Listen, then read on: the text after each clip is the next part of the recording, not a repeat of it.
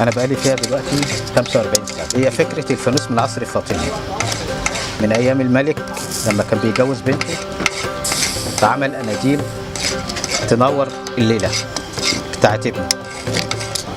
فطبعا دي جت فكره الايه؟ الفانوس. وبعدين الفوانيس دي من ايام الملك فاروق والملك فؤاد.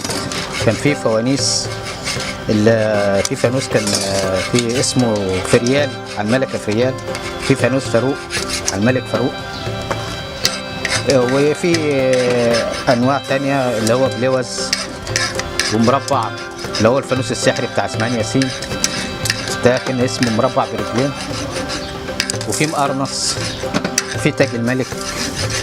لحد وقتنا هذا دلوقتي اشتغلنا في الليل كل سنه فيها تغيير لحد السنه الالفيه اللي احنا فيها دلوقتي. دي بنشتغل بقى في الحاجات الجديده اللي هو ايه؟ زهره اللوتس والابراج، برج 40 وبرج 50، انواع كتير يعني من شغل الفوانيس. طبعا مش هتبيع المغزى بتاع السنه اللي فاتت، بتاع السنه اللي جايه دي. طبعا الزبون بيدور على الجديد ما بيدورش على القديم.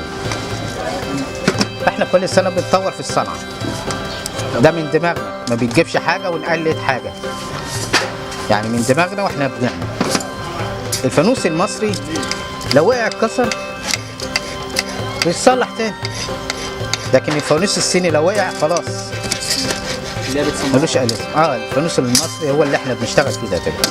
بعدين بيجي لنا الشغل خام، بيخش على المقص هنا، بعد المقص بيخش على المكبس، بيجي لنا احنا بقى ايه؟ نشتغل فيه.